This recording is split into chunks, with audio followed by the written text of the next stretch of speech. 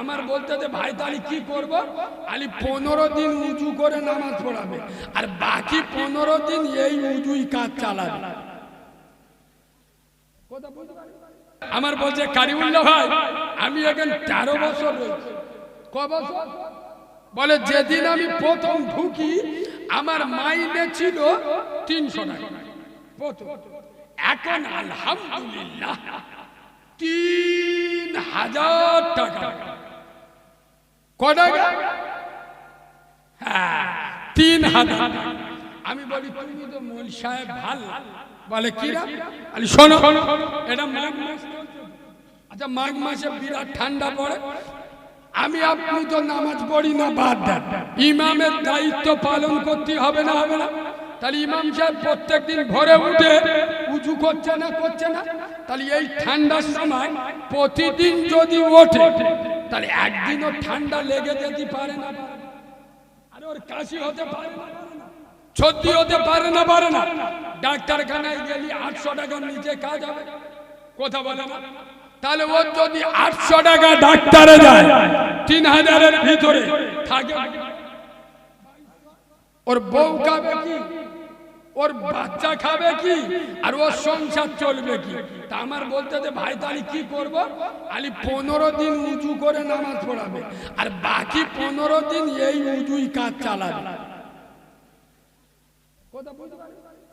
যেরম কুকুর কথা বলে না সেরম কুকুর মধ্যে আপনাদের গ্রামে 80 জন রমজানের রোজা রাখে না? রাখে না? সত্যি কথা বলো, রমজানের রোজা রাখে না? 2-4 জন রাখে না, ওদের কথা বাদ দেয়। বেশিরভাগ মুসলমান এখন রোজা রাখে না। কিন্তু আমি নবীর মেম্বারে বসে বলছি, রোজা রেখে মাগরিবি ইফতার করে বন্দর লোনের টাকা। আমার কথা হয়তো আপনার রাগ হবে, কিন্তু আমার কথা ফেলে দিতে পারবো। আমি অবস্থা বলেছি, এরা রমজানের রোজা রাখছে, সেহরি করছে গ্রুপ লোনের টাকা। মানে কি? মদ খাচ্ছে, গোপটা কি কায়দায় পাক দিয়ে ধরে এরম গোপটা ইংরেজি প্যাটার্নের ব্যাংকে ধরে বুঝতে পারি। বলে না, বলে গোবের পানি খাওয়া, গোবের পানি খাচ্ছে কি? কথা বলে খাচ্ছে কি? হারা। আরে এদিকে গোব তুলে খাচ্ছে, পুরো কাউরার বাচ্চা না? নামাজ পড়ে পড়বি, আগে হারাম খাওয়া থা। ইবাদত পড়ে করবি, আগে হারাম খাওয়া থা। খোদার কসম, দুটো পায়ে ধরে বলে যাচ্ছি, জান্নাতে যদি যেতে চান প্রথম কাজ হলো হালাল খেতে হবে। হালালে বরকত আছে, হারামে বরকত। জোরে বলো। এই যুবক ভাইরা, বুড়োদের কথা বাদ দাও, আমি যুবকদের বক্তা, আর যুবকদের আমি ভালোবাসি। যুবকদের দুটো পায়ে ধরে বলে যাচ্ছি, হারাম থেকে বাঁচো। খোদার কসম, 10 টাকা রোজগার করো, 10 টাকা, 10 টাকা যাবে বলে যাবে। এবং মসজিদের ইমাম সাহেবদের দেখবে, আমি নবীর মেম্বারে বসে, আমার সত্যি কথা বলতে লজ্জা লাগে না। আমরা এক রাতে 20,000 30,000 টাকা রোজগার করি, কিন্তু আমি নবীর মেম্বারে বসে সত্যি কথা বলছি, ইমামরা যে মজায় থাকে ওদের মাইনে কম, ওরা যে শান্তিতে থাকে আমরা অত শান্তিতে। ইমামদের জামার কালা, খাওয়াও দেখবে, চলাফেরাও দেখবে। কেন? ওরা একটা সিস্টেমে চলে, ওদের টাকা একটা বরকত আলাদা। ঠিক বলছি না ভুল বলছি? নাহলে এখনো পর্যন্ত 6,000 টাকা বেতনের ইমাম থাকে? কথা বলে থাকে? আমি গত 3-4 দিন আগে, আমার খেয়াল নেই, আমি আমাদের জয়নগর এলাকায় কোন জায়গায় জলসা করতে গিয়ে তো একটা ইমাম সাহেব আমার বলছে, কারিউল্লাহ ভাই, আমি এখন 13 বছর রয়েছি। ক বছর? বলে যেদিন আমি প্রথম ঢুকি আমার মাইনে ছিল 300 টাকা প্রথম, এখন আলহামদুলিল্লাহ 3000 টাকা। ক টাকা? হ্যাঁ 3000। আমি বলি তুমি তো মৌল সাহেব ভাল, বলে কিরা? শোনো, এটা মাঘ মাস। আচ্ছা, মাঘ মাসে বিরাট ঠান্ডা পড়ে, আমি আপনি তো নামাজ পড়ি না, বাদ দেন। ইমামের দায়িত্ব পালন করতে হবে না? হবে না? তাহলে ইমাম সাহেব প্রত্যেকদিন ভোরে উঠে উজু করছে না? করছে না? তাহলে এই ঠান্ডার সময় প্রতিদিন যদি ওঠে তাহলে একদিনও ঠান্ডা লেগে যেতে পারে না? আরে ওর কাশি হতে পারে না, সর্দি হতে পারে না? পারে না? ডাক্তারখানায় গেলি 800 টাকার নিচে কাজ হবে? কথা বলে না? তাহলে ও যদি 800 টাকা ডাক্তারে যায়, 3000-এর ভিতরে থাকে, ওর বউ খাবে কি, ওর বাচ্চা খাবে কি, আর ওর সংসার চলবে কি? তা আমার বলতে যে ভাই তাহলে কি করব? আলি 15 দিন উজু করে নামাজ পড়াবে, আর বাকি 15 দিন এই উজুই কাজ চালাবে। যেরম কুকুর কথা বলে না, সেরম কুকুর বিনা উজুই নামাজ চালিয়ে দেয়। আগামী করার জায়গা নয়। ইমাম, এরা ইমাম এবং হক কথা বললি তো গায়ে লাগবে, বলবো। আচ্ছা, আপনারা সত্যি কথা বলুন আব্বা, আমার কথা যদি বাস্তব না হয় আমার ঘাড় ধরে স্টেজ থেকে লাগিয়ে দেবেন। এই শোনেন, আপনাদের মসজিদের ইমাম যদি দাড়িটা চেঁচে আর পোল্ট্রি মুরগির মতো হয়ে নামাজ পড়ায়, ওর পিছনে কেউ নামাজ পড়বে? কথা পড়বে? আচ্ছা বলে, দাড়ি চাচা মালের পিছনে নামাজ, বলো বলো, ফতোয়া মারতে দেয় মুফতি সাহেবের দুনাবা, মানে ফতোয়া মারতে তো পয়সা লাগে না। এই আপনারা ফতোয়া দিলেন ইমাম দাড়ি চাইলে ওর পিছনে নামাজ হবে না, আপনার ফতোয়ার উপরে আপনি দাঁড়িয়ে থাকবেন। আপনি যদি মুখ ফিরিয়ে এলেন আমি চিটিং বাজ করবো। কেন? এক্ষুনি তুমি বলেছো যে যে ইমাম দাড়ি চাচবে ওর পিছনে নামাজ হবে না। তুমি যদি এটা অস্বীকার করো আমি মুনাফিক বলবো, চিটিং বাজ বলবো, ওর উপরে দাঁড়িয়ে থাকো। চলো, ইমাম যদি দাড়ি চাচে ওর পিছনে নামাজ হবে না। তুই মুচো মানে ছানা, দাড়িটা কুকুরের ভাইরাভার মতো চেঁচে পোল্ট্রি মুরগির মতো হয়ে ইমামের পিছনে দাঁড়িয়ে নামাজ পড়লি কোন লজ্জায়? ইমাম যদি দাড়ি চাঁদলে ওর পিছনে নামাজ না হয়, আমি দাড়ি চেঁচে ইমামের পিছনে নামাজ পড়লি আমার কি? তার মানে তুই চিটিংবাজ, তুই মুনাফিক, তোর রক্ত দোষ আছে। কেন? ইমামের দাড়ি চাচা হারাম, আমার আপনারও দাড়ি চাচা হারাম। তাহলে ইমাম দাড়ি চাচলে ওর পিছনে নামাজ হবে না, আর আমি দাড়ি চাচা ইমামের পিছনে নামাজ পড়ব। তোমাদের মসজিদের ইমাম যদি ওর কচি মতো বউটা ওই তলপ্যাট বার করে, নাভি বার করে, ভুড়ি বার করে বিভিন্ন বন্দোলন গুরুগুলনে পাঠায়, ওর পিছনে কেউ নামাজ পড়বে? ওই ইমাম কেউ মসজিদে রাখবে? আর খোদার কসম আমি নবীর মেম্বারে বসে বলছি, এই নলপুকুরের মাটিতে, খড়গপুকুরের মাটিতে, ভাঙড়ের মাটিতে, বাংলার জমিনে 100-র মধ্যে 98টা বাড়িতে মুসলমানের ছানা বলে দাবি করে, মুসলমানের বাচ্চা বলে দাবি করে, 100-র মধ্যে 98টা বাড়িতে বন্দোলন গুরুগুলন চলে। এদের মেয়েরা বন্দোলন গুরুগুলন করে, এরা কোন লজ্জায়, কোন শরমে ইমামের পিছনে মসজিদে গিয়ে ইক্তিদাইতু বিহাজাল ইমাম বলে নামাজ পড়ে? এদের লজ্জা থাকা দরকার, শরম থাকা দরকার। ইমাম যদি তার বন্দোলন গুরুগুলন করে, ওই ইমামের পিছনে নামাজ চলবে না। তোর বন্দোলন গুরুগুলন করে, তোর নামাজটা ইমামের পিছনে কি করে চলে? এ ওয়াজ বললি আমার আর দাউদ হবে না আমার কেউ ভালো বলবে? কিরাম মৌলবি ধরে কানে হাত দিয়ে মারে, বাপরে গো টান দিয়ে ওয়াজ করতেন না বাবু, এ জাতির কপালে বজ্রাঘাত পড়বে না। এ বাবু ম্যাথ হচ্ছে না, আরে ম্যাথ হচ্ছে না, যারা পায়খানা পরিষ্কার করে এদের রোজ কত জানো? কথা বলে কত মেথরের যত কম হোক 1000 টাকা ওরা রোজগার করে। হ্যাঁ না? ইমামের রোজ কত? যে জাতি মেথরের থেকে ইমামের মর্যাদা কম দেয়, এ জাতির কপাল কেন ভালো হবে? আমার মতো জনঘরা মানুষ আজকে 2 ঘন্টার জন্য 13,000 টাকা দিয়ে নিয়ে এলো।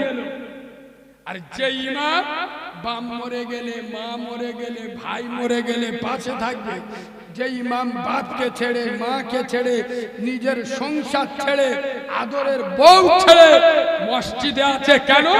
তোমার গ্রামে যাতে আল্লাহর গজব না আসে, তোমার মেয়েটা যাতে বিয়ের আগে কোরআনটা শিখে নেয়, তোমার এড়ে গরুটা যাতে বড় হওয়ার আগে একটু কোরআন পড়তে পারে, সারাদিন তোমার মসজিদে মেহনত করে, তার 1 মাস পরে 200 টাকা রোজ, 6,000 টাকা মাইনে।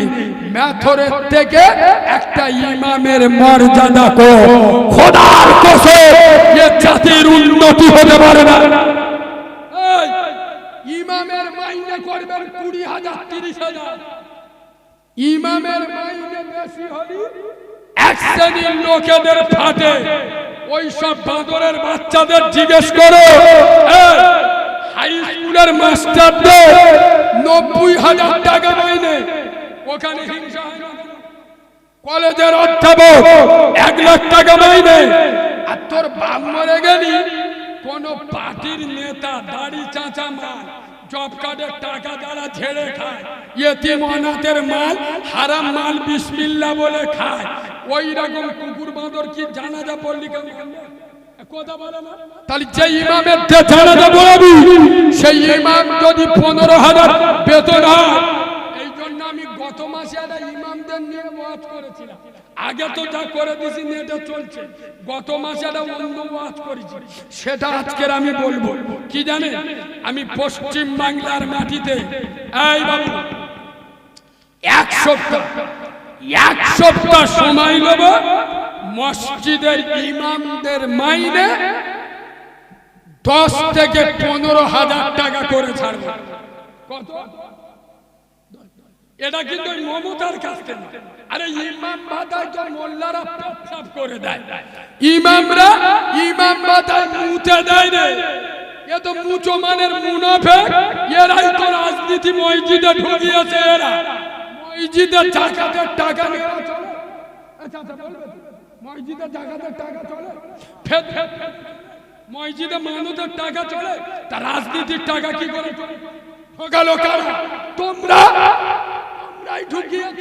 আরে মাসে যদি 50 টাকা দাও, মাসে যদি 100 টাকা দাও, তোরা তো 100 টাকা দিনে বিমল খেয়ে 50 টাকা যদি 1 মাস পরে দি, তা মমতার কাছে আমাদের চেয়ে থাকি। কথা বলে না? আমি খোদার কসম নবীর মেম্বারে বসে বলছি, প্রতিটা গ্রামের ইমামকে 10-15,000 টাকা বেতন করব, গ্রামের টাকা, কোন সরকারি টাকা নয়, ওয়াকাবের টাকা নয়। যদি বলেন কি করে, পদ্ধতিটা শুনে না, পদ্ধতিটা শুনে না। শর্ত একটা, মুনাফিকগিরি করলে হবে, কারণ এখন মোল্লাদের বেশি মুনাফিক ভরে। এদিক ভাইজান এসে বলতে, বাবা ঠিক আছে জীবন দেবো, জীবন দেবো, রাত্রির বেলা ওদিকে জব কার্ডের মাল খেয়ে কি বলতে হবে? হ্যাঁ না, মুনাফিক ভরে গেছে না যায়নি? পশ্চিম বাংলায় 100 মসজিদ নয়, পশ্চিম বাংলায় যত মসজিদ আছে সমস্ত ইমাম একটা প্ল্যাটফর্মে দাঁড়িয়ে যাবে, একদিকে পৃথিবী একদিকে হয়ে যাবে, কিন্তু এরা একদিকে থাকবে, থেকে বলবে কারিমুল্লাহ যেটা বলবে ওইটা শেষ। কারিমুল্লাহর কথা আমাদের কথা, এর উপরে কোনো গল্প চলবে না। আমি কি ডাকবো? কথা বলে না এরা, হরতাল ডাকবো, ধর্মঘট, ট্রেন বন্ধ করবুনি, রোডে পেটো মারবুনি, আগুন জ্বালাবুনি। হরতালটা কোথায়? মসজিদে ডাকবো, সমস্ত পশ্চিম বাংলার ইমামদের হরতাল চলবে। কেরাম যেমন মাইনে করতে হবে, নইলে আমরা নামাজ পড়াবো না। আমরা ঘরে তোর বার মরে গেছে, পার্টির নেতাদের ডেকে জানাজা পড়িয়ে, তোর বোনের বিয়ে হবে, দাড়ি চাচা মালের দেবে পড়ে নে, জানাজা পড়বি করে নে। আমরা বিয়ে পড়াবো না, জানাজা পড়াবো না, বাচ্চা হলে আজান দেবো না, শুক্রবার খুতবা পড়াবো না, ঈদের নামাজ পড়াবো না, যতক্ষণ পর্যন্ত যে মুসলিম গ্রামে মুসলমানের ছানা বলে দাবি করবে মসজিদের আন্ডারে যদি 200 ঘর থাকে 12,000 টাকা ইমামের মাইনে দিতে হবে। 300 ঘর থাকলে 15,000 দিতে হবে। মাসে 50 যদি না দিতে পারিস এখান থেকে উঠে চলে যাও। মুসলমানের খাতায় নাম দিস না, এখান থেকে উঠে চলে যাও। একটা ইমাম যার পিছনে 4টে জুমার নামাজ পড়বি, বাপ মরে গেলে মা মরে গেলে জানাজা পড়বে। সপ্তাহে 12.5 টাকা দিতে পারে, মাসে 50 টাকা দিতে পারে না। আমরা ধর্মঘট ডাকবো, নামাজ পড়াবো না, আমরা রমজানে ডিউটি করবো না, আমরা জানাজা পড়াবো না। আমি যে পদ্ধতিটা দিলাম 1 সপ্তাহ সময় লাগবে সোজা করতে, 3 দিন সোজা পাকামি করার জায়গা বানায়। তবে করবে কে? করবে কে? দালাল ভরে গে, বাসওয়ালাদের ইউনিয়ন আছে, হিজড়েদের ইউনিয়ন আছে, মৌলবীদের ইউনিয়ন নেই। আমি মোস্তানি দেবো, রাতটা আমার ডেকে নেবে, ওরা তোমার ওই জায়গায় ওইটা দিয়ে দিচ্ছে, ঠিক আছে। আরে হ্যাঁ না না কথা বলে না, খোদার কসম আমি তাই পশ্চিম বাংলার সমস্ত ইমামদের এই নেটের মাধ্যমে উদাত্ত আহ্বান জানাচ্ছি। আপনারা ইমাম, আল্লাহর ঘরের ইমাম, আপনাদের ইজ্জত আল্লাহ দিয়েছে। আপনারা দালাল নয়, চামচা নয়। কোন বেনামাজি আমল তুলে কথা বলবে, সেক্রেটারি নামাজ পড়ে না, মাতোয়ালি সুদখোর সভাপতি, ওর বাড়ির মেয়েরা বন্ধন লোন গ্রুপ লোন করে, তার ভয়ে আপনি মসজিদে কথা বলতে পারবেন না। ওই রকম ইমামতির মুখে থুতু দিয়ে চলে আসুন, দর্জির কাজ করে খান। আলেম মানে কি অন্য কাজ করে খালি কথা বলে না? আমি মসজিদে থাকবো, তোমার দাদাগিরি সহ্য করবো? আমি খোদার ঘরের ইমাম, সমাজে যেটা অন্যায় হবে আমি খোদার ঘরের মেম্বারে দাঁড়িয়ে বলবো। গতকালকে আমার তো আপনারা শুনলে চমকে যাবে, আমার মতো ছেলে বলে আর আল্লাহর করুণা আল্লাহর দয়া আছে বলে আমি এখানে এসে ওয়াজ করছি। আমার বাড়িতে বের হতে দেবে না, আমার পরিস্থিতি এমন। আপনারা শুনলে বলবেন যে আপনি এসছেন কেন?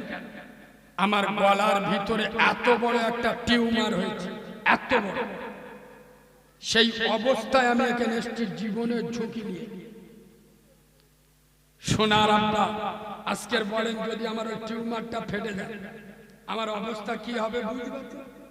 কথা বলেন, টিউমার মানে কি বুঝতে পারছেন? আমি এতদিন, আমার তো গত 3-4 দিন আগে অ্যাপোলো হসপিটালতে আমার ছাড়বে না, ইমিডিয়েটলি অপারেশন করতে হবে। আমি হাতে পাই ধরে ডাক্তারবাবু, বাংলার অগণিত জায়গায় রোজা পর্যন্ত এখন আমার 1-150 জলসা বাকি, টাকা নিয়ে রেখেছি, লোক হ্যাম্বিল করে রেখেছে। আমি কথা দিয়েছি যে আমি বেঁচে থাকলে পৌঁছে যাব।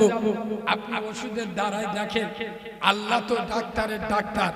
সোনার আব্বা জোর করে আমার ওষুধ দেবে না, ওষুধ নিয়ে আমি এই জলসায়, আমি প্রায় জলসা বন্ধ করে দিচ্ছি।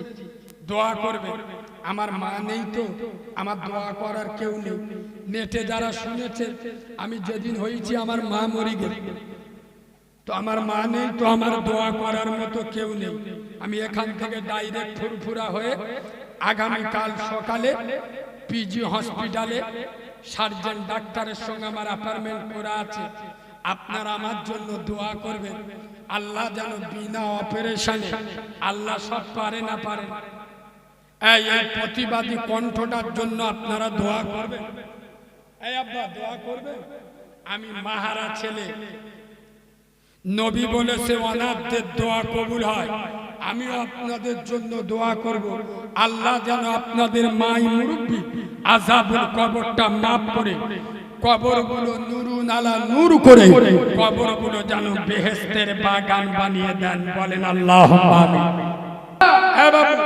জেনাকার সম্পর্কে রাসূলুল্লাহর হাদিস শুনলে পাগল হয়ে যাবে। কিয়ামতের ময়দানে জেনাকাররা যখন উঠবে, এদের লজ্জায় স্থান থেকে আগুনের আঁচ বেরোবে, এদেরকে আগুনের কাপড় পরিয়ে দেওয়া হবে। খাজা গরিবে নওয়াজ সুলতানুল হিন্দ মাইনুদ্দিন চিশতি আজমিরি রাহমাতুল্লাহ আলাইহি বলছেন, কোন জেনাকার মহিলা জেনার পরে যখন গোসল করলো, তো গোসল করার সময় যত ফোঁটা পানি ওর শরীর থেকে টপকাবে, তত প্রত্যেকটা ফোঁটা থেকে একটা একটা শয়তানের জন্ম হবে। আর কিয়ামত পর্যন্ত তারা শয়তানি করতে থাকবে, সমস্ত গুনাহ এই জেনাকারের ভাগ্যে উঠবে। কথা শুনছেন? খোদার কসম যুবক ভাইরা, এই যুবক বয়সের ইবাদত আল্লাহর কাছে প্রিয়। এই যুবক বয়সে জেনায় লিপ্ত হয় না, ব্যভিচারিতে লিপ্ত হয় না, লটারি কাটায় পাগল হয় না, তাস পেটায় পাগল হয় না, আল্লাহর মহব্বতের পাগল হয়, নামাজের পাগল হয়, শরীয়তের পাগল হয়, কোরআনের পাগল হয়। তোমার নসিব চমকে যাবে। খোদার কসম, কোরআনকে মেনে নাও, ইসলামকে ভালোবাসো, শরীয়তকে ভালোবাসো। হযরতে ওমর পৃথিবীর শ্রেষ্ঠ সন্ত্রাসী ছিল, কোরআনকে মানার কারণে, রাসূলকে ভালোবাসার কারণে, শরীয়তকে মেনে নেওয়ার কারণে রাসূল পৃথিবী ছেড়ে চলে যাচ্ছেন আর বলে যাচ্ছেন, আনা খাতামান নবী লা নবিয়্যা বাদি ওয়ালা রাসূলা।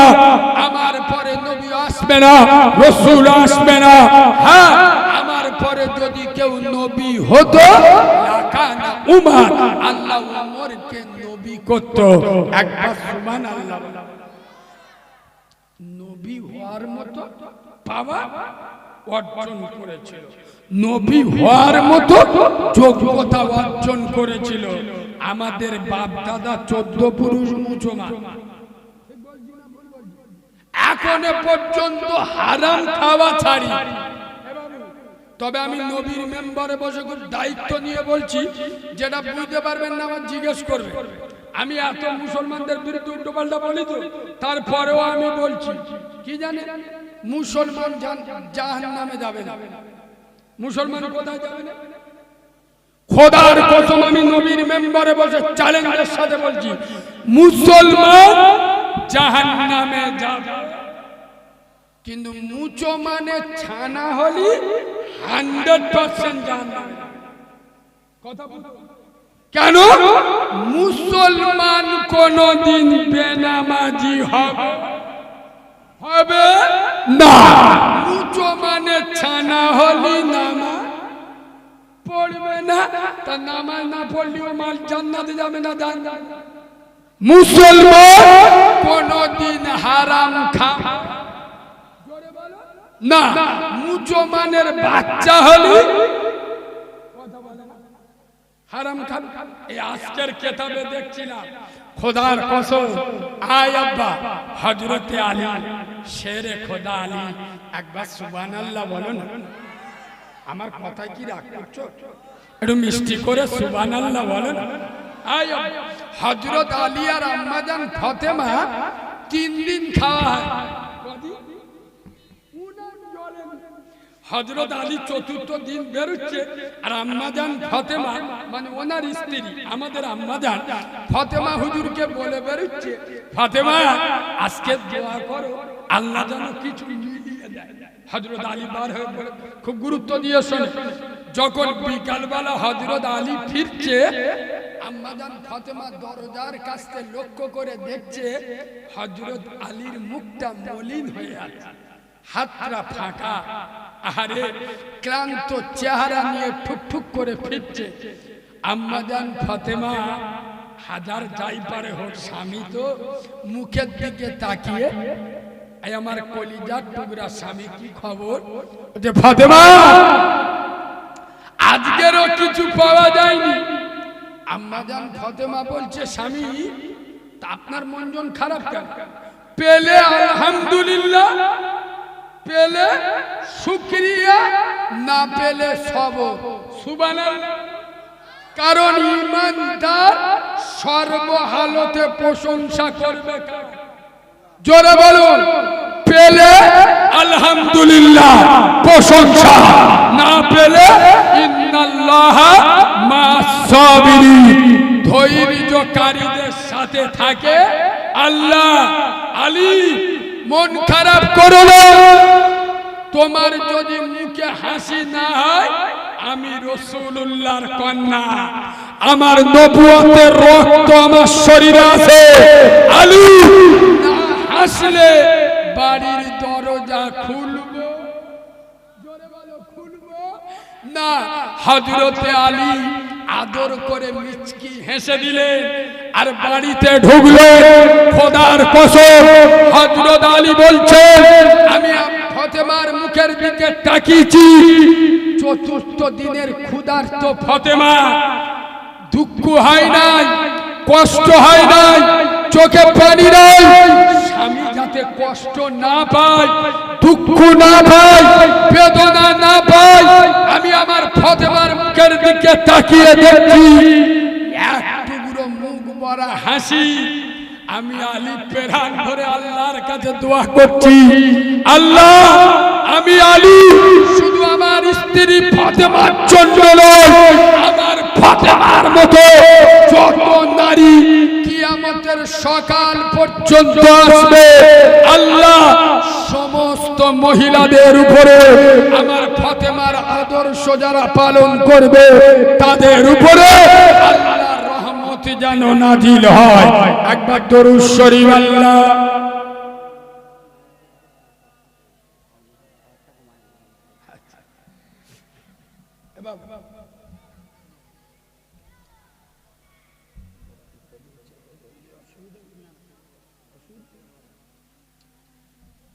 সোনার বাবাজি, তাহলে হযরতে ফাতেমার কদিন খাওয়া হয়?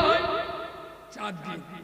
তম হারাম, জোরে বলো হারাম খাই নাই।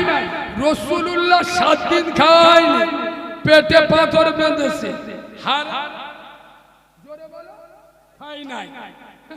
আমাদের কদিন খাওয়া হয় না? 100-র মধ্যে আমি নবীর মেম্বারে বসে বলছি, তোমরা রেগে গেলে আমার এইটা খুব জোরে জোর কি করবে, দাউদ দেবেন, তার বেশি কি লাভ নেই, টাকা লাগবে, এর বেশি আর কি। আমি নবীর মেম্বারে বসে বলছি, এখানে যত লোক বসে আছে 100-র মধ্যে 90 জন সুদের সাথে যুক্ত।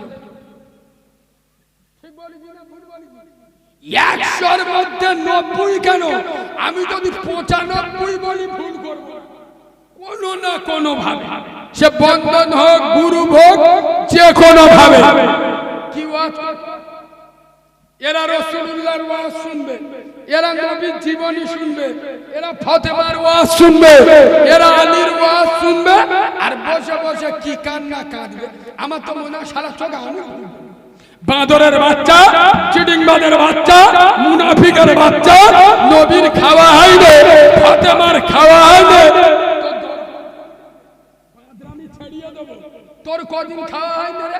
তোর বাড়ির মেয়েরা বন্ধন গুরুগুলন করে, তোর আবার বললি ফাটে। নামাজ পড়ে ওর বাড়ির মেয়েরা বন্ধন গুরুগুলন করে, ও শালা নামাজ কবুল হবে? কথা বলে হারাম খেয়ে নামাজ পড়লে নামাজ কবুল হবে? আগে কুয়া থেকে মারা ইঁদুর তোলো, হারাম খাওয়া ছাড়ো, পরে ইবাদত করো। আরে ঠিক বলছি না ভুল বলছি? হারাম খেয়ে নামাজ পড়লে নামাজ কবুল হবে? আগে হারাম খাওয়া ছাড়ো, তারপরে তো মুসলমানদের দোয়া কবুল হয় না। হবে কি? 100-র মধ্যে আপনাদের গ্রামে 80 জন রমজানের রোজা রাখে না, রাখে না, সত্যি কথা বলো, রমজানের রোজা রাখে না, 2-4 জন রাখে না, ওদের কথা বাদ দেয়। বেশিরভাগ মুসলমান এখন রোজা রাখে না। কিন্তু আমি নবীর মেম্বারে বসে বলছি, রোজা রেখে মাগরিবি ইফতার করে বন্ধন লোনের টাকা। আমার কথা হয়তো আপনার রাগ হবে, কিন্তু আমার কথা ফেলে দিতে পারবো। আমি অবস্থা বলেছি, এরা রমজানের রোজা রাখছে, সেহরি করছে গ্রুপ লোনের টাকা। মানে কি মদ খাচ্ছে, গোপটা কি কায়দায় পাক দিয়ে ধরে এরম গোপটা ইংরেজি প্যাটার্নের ব্যাংকে ধরে বুঝতে পারি। বলে না, বলে গোবের পানি খাওয়া, গোবের পানি খাওয়া। খাচ্ছে কি কথা বলে, খাচ্ছে কি হারা। আরে দিদি গোব তুলে খাচ্ছে, পুরো কাউরার বাচ্চা না। নামাজ পড়ে পড়বি, আগে হারাম খাওয়া থা। ইবাদত পড়ে করবি, আগে হারাম খাওয়া থা। খোদার কসম, দুটো পায়ে ধরে বলে যাচ্ছি, জান্নাতে যদি যেতে চান প্রথম কাজ হলো হালাল খেতে হবে। হালালে বরকত আছে, হারামে বরকত। জোরে বলো। এই যুবক ভাইরা, বুড়োদের কথা বাদ দাও, আমি যুবকদের বক্তা, আর যুবকদের আমি ভালোবাসি। যুবকদের দুটো পায়ে ধরে বলে যাচ্ছি, হারাম থেকে বাঁচো। খোদার কসম, 10 টাকা রোজগার করো, 10 টাকা 10 টাকা যাবে বলে যাবে।